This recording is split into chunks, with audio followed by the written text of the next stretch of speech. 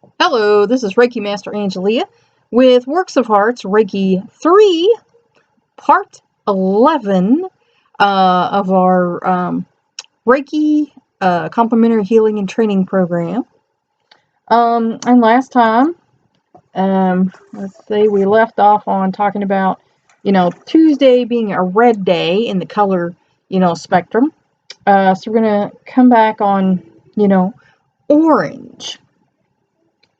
People who like the orange color love life. Many people who do not like the orange color, but we all need this energy. Orange is the best stimulant and help in times of depression, loneliness, and boredom. On the whole, it is the best emotional stimulant. Joy comes from deep within, and we all need joy. The orange energy helps bring out this joy. The orange color has the love from the red and the wisdom from the yellow. It strengthens your confidence and independence. We are what we think has a lot to do with the orange energy, as it governs health and vitality. A sound mind is a sound body, is an expression that fits the orange color.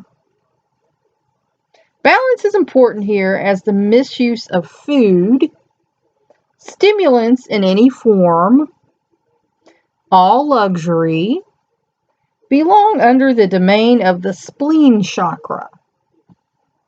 Extreme indulgence or asceticism, be it in food, sex, sports activities, all this shows a chakra out of balance. Vegetarians, for instance, need the orange energy. Physically, the spleen chakra gives energy to the bronchi, chest diseases, disturbances in the spleen, kidney ailments, and gallstone problems. It increases the intake of oxygen, helps lungs, and releases flatulence from the stomach. Mentally, the spleen chakra gives energy to remove suppression and inhibitions. It helps expand one's horizon and creates new ideas. Like the red energy, it gives courage and power to tackle everyday problems. Itchy. Orange. In using orange, one can learn to understand how the stomach tells us about our situation. We all know the butterfly feeling or the heavy sinking feeling before something is going to take place. The stomach often gives us the first warning when something is wrong. For instance, an infection. If our spleen chakra is in balance, we are able to enjoy our existence. Take life as it is without asking for more than we can handle. Children often have a fine orange energy. They have the ability to enjoy themselves spontaneously and enjoy their play. If you have too much red in the orange, this may make you angry and inconsiderate. Too much yellow in the orange may make you querulous and impossible to live with. You may have a nervous stomach if you cannot control your feelings. But if there is an excess of orange, one is easily affected by what other people feel or mean. One forgets to be oneself in a wish to satisfy other people. The positive sides of orange: joy, enthusiasm, independence, energetic, sporty, occupied with health, self-assured, and constructive. and the negative sides of orange. Proud, destructive, let other people clear things up, exhibitionist, bulimic, and misuse of alcohol. Orange energy may help when, excuse me here, having an itchy day.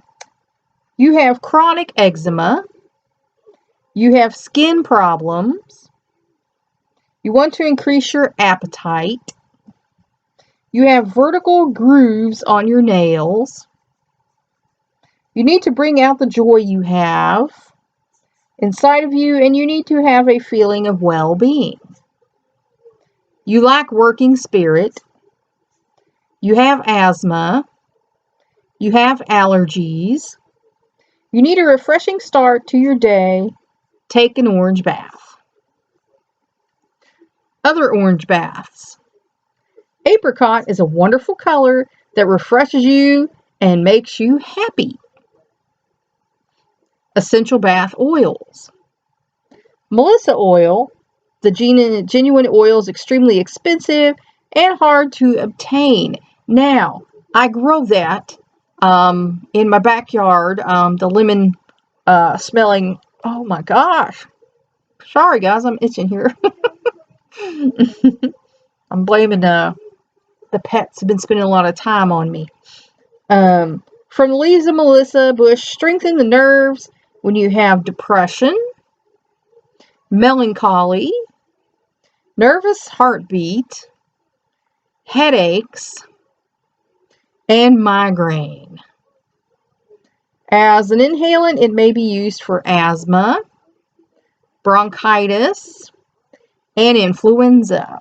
I use it in my herbal tea because I get migraines, and it's kind of a deterrent. But every now and then, I gotta resort to the hard stuff. It is also good in condition with skin diseases, rheumatism, and muscular pains. If you want an effective an effective help, you may add 5 to 6 drops of Melissa oil to your bath water. I think they left out a word there. Melissa is stimulating and refreshing. But if you blend in 1 drop of chamomile to 2 drops of lavender oil and 2 drops of Melissa, you'll have a wonderful, relaxing bath. Another good aromatic bath oil is juniper, and I actually have some juniper oil in there. It cleanses the skin and is good for eczema or psoriasis. And it helps greasy or acne skin.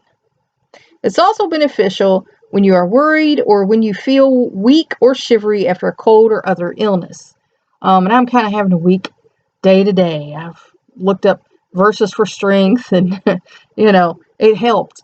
So, all right, affirmation. Let the orange energy fill me with happiness and vitality. I feel alive and well. Orange tips. Orange color in a room will give physical energy from the active vibrations of red and intellectual vibration from the yellow. Orange is also fine in a room where you wish to gather family and friends, and in a room where you want to read and study. It energizes creative, spontaneous ideas. However, too much orange may cause self-pity. Orange in clothes. With orange clothes, you express sincere joy and interest in other people. You are thoughtful and caring. However, too much orange and you may seem insecure, too modest, self-pitying, and dependent on others. Orange foods. Oranges, apricots, peaches, melons, mangoes, carrots, and mandarins. The astrological sign and planet for orange. Red-orange sign is Taurus, and the planet is Venus. Orange sign is Gemini, and the planet is Mercury. Yellow-orange sign is Cancer, and the planet is the moon.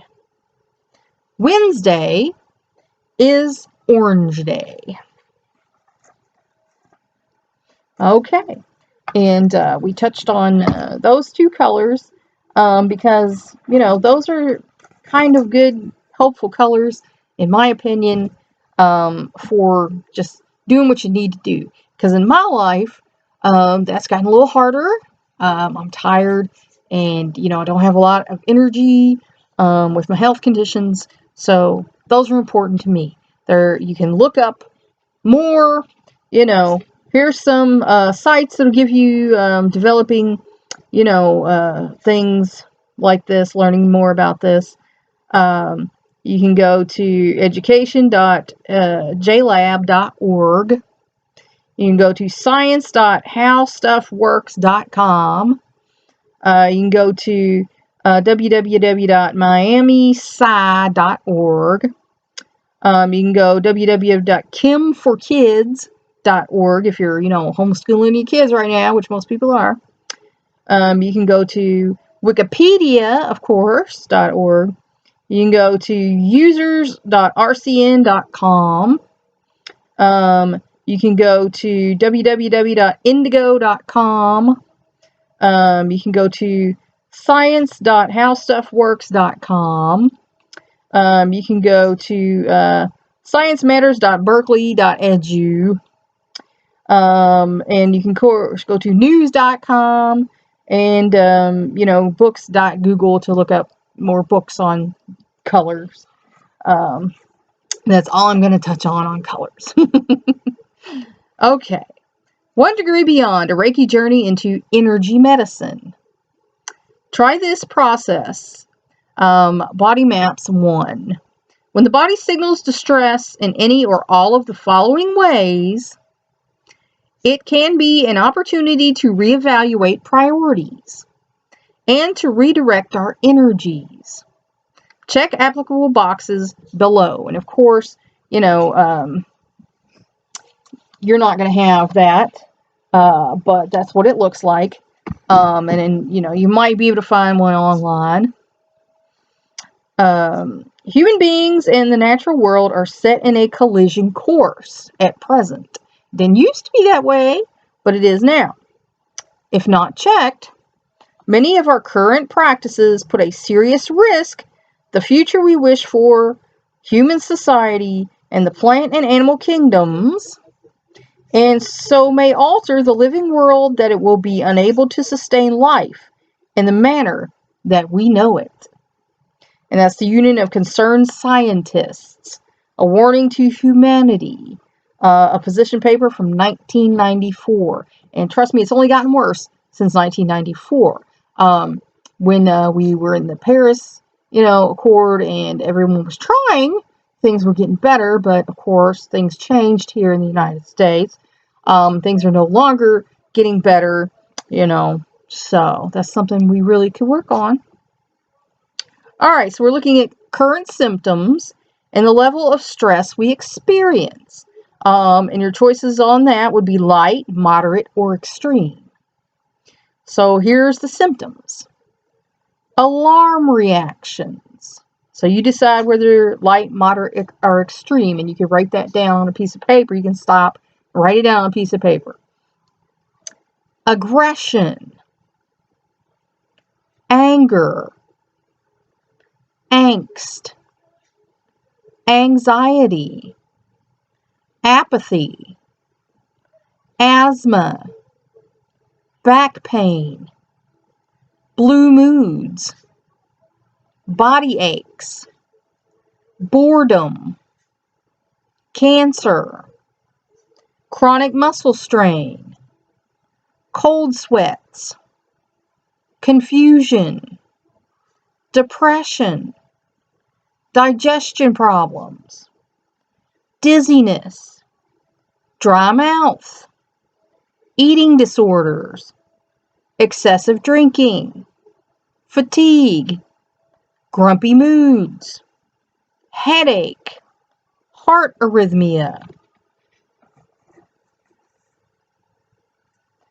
heart attack, high blood pressure, hives, insomnia, irritability, loss of sexual interest, melancholy moods, overspending or overeating, poor impulse control, rashes, restlessness, skepticism, skin disorders, sleep disturbances, sleeplessness, tension, temper tantrums, tightness in chest, ulcers, and worrisome thoughts. Okay, so then you're going to total these up. The light ones will be 1, the moderate ones will be 2, and the extreme ones will be 3. And when you total them up, consider this, a wake-up call if you have more than 5 of any of these. My ancestor Native American people, and a lot of New Age people believe that when you have a lot of these things, it's because you are living out of balance with nature. We're supposed to live in balance with nature. This world was created for us, and it works, in the way that it works, and we're supposed to be in nature and taking a part in the world, and not just taking from the world and not giving anything back. Like, they would eat a fruit. They would take the seeds from the fruit, replant the seeds, so that as they were taking, they were putting back, so that nature could work like it's supposed to. If you constantly take all the resources from nature and never put anything back, then we're going to strip the planet. I know you've heard of strip mining. This will be the whole planet. It will be strip mined, and there will be nothing left of nature, and then the world will not be able to exist. Excuse me. Because without the plants, we don't have the oxygen. Without the ground and the animals in the ground, like the worms, etc., who eat, the decay, then we're going to have a problem there as that builds up, and we won't have any soil, and we'll be living on a desert planet. What is demanded of us now is to change attitudes that are so deeply bound into our basic cultural patterns that they seem to us as an imperative of the very nature of our being, a dictate of our genetic coding as a species. In a clinical language, we are in a deep cultural pathology. We can no longer trust our cultural guidance in any comprehensive manner, especially some people, some affiliations that believe man comes first, man must subjugate nature, the frontier mindset. We have no frontiers left. We don't. It's not like in Daniel Boone's day where there's a ton of wilderness and you can chop through and, make things. There are very few spots of wilderness called national parks. And even certain people want to go into those and drill for oil and things like that to get more resources. When we have cheap enough solar now and the sun is always there, maybe millions of years from now it will not be there, but they have solar panels, they have solar roofs, where they would not have to drill into the earth and get oil and things like that. We have windmills, water wheels. There's no reason to still be using fossil fuels. I will step down off my soapbox on that one. But in this situation, we must return to our genetic structure and rethink who we are. We are an animal. We are not a vegetable. We are not mineral. We have minerals in this, and we can put vegetables in this. But we are an animal. We are the highest animal on this planet. But we are flesh and blood animals. We need to fit into the community of existence and what our proper role might be within this community. The Lord put us here to be stewards of the earth. Whether you believe in native spirituality or the Bible, both of these things, if you go back and read in Genesis, were true. God created a garden. He put man in the garden. Man was supposed to be taking care of his garden. There were some problems there, and then they got kicked out. But, man is supposed to be stewards of what God gives him. What the Creator gives you, you're supposed to be a good steward of. So, if you're not being a good steward of this planet, and everybody takes that mindset, is that, we do whatever we want because we're human beings, there goes the planet. Anyway, this was by Thomas Berry, PhD, Ethics and Ecology, a paper delivered at Harvard University in 1996. So, this is just some dude or some weird New Age person that come up with this. Yeah. People with educations. 21-day process. Workshop tracking chart for 8 to 14 days. Place a check mark at moments when you felt heightened awareness. And note this in your journal. Because the whole, and there's a chart here, you might not be able to see it that well, but again, you can make your own or look online. But the process of Reiki is to become more in tune with yourself, more in tune with your higher power, so you can use that to heal yourself and to heal other people. So, heightened awareness is something that you should be striving for. Keep this in your journal, because if you're going to stay the same and just be, that's really not going to help. Okay, day to day, you put your day and your date on your chart. Sunday, Monday, Tuesday, Wednesday, Thursday, Friday, of course, all days of the week. And then AM and PM. And then you start and go down the line. Any day you felt a moment of heightened awareness, where you felt like you were in tune with things or in tune with someone, put a check mark on that. Like Sunday at 1 p.m., and then kind of keep track of that and see when and where and who you're with when you're experiencing these things. Because some people don't understand people or things or activities they do that are dragging them down in life. So if you can pinpoint the ones that are bringing you up in life, you're going to say, hey, guess what? I'm starting to figure out what makes me happy. What brings me increased awareness, makes me feel a part of things. Then you can actually change your life to make it more your authentic life. See, it's just not a thing that, is good. People who study Reiki also sometimes study psychology and religion and know that these things can help you. Okay, attending now and being. Try this process. You have a key here. It's here and now. Percentages. A 21-day living in the moment exercise.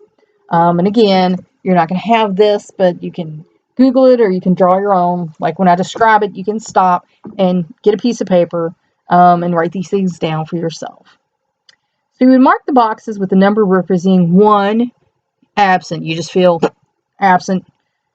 2, reactive. You're having a reaction. And 3, here and now. Like when you're meditating. Hopefully, when you're meditating, you're in here and now. After 21 days, tally your numbers. What percentage of your life's process is here and now? And then give yourself a 4 for lucid dreaming. Because if you can do lucid dreaming, you can look at your dreams and see what's going on in your subconscious. And, you can use that in your walk, in your work, or to help you figure out what's bugging you. So anyway, for 21 days, you want to do the percentages. 1, where you just feel absent. It's like the lights were on, but nobody was home. Like a friend of mine says, he was just driving down the road. He got home. He doesn't even remember half the ride home. I would call that absent. So that would be a 1. Reactive, where you're having a reaction to what's going on. Like you're happy, you're enjoying what you're watching or whatever, or you're interacting with other people. 3, present, where you're present in this moment, like I'm right now, right here, present in this moment, teaching this for you. And lucid dreaming would be 4. So for 21 days, you make this chart, 21 days, and then you want to score yourself from the time you get up to the time you go to bed, every hour.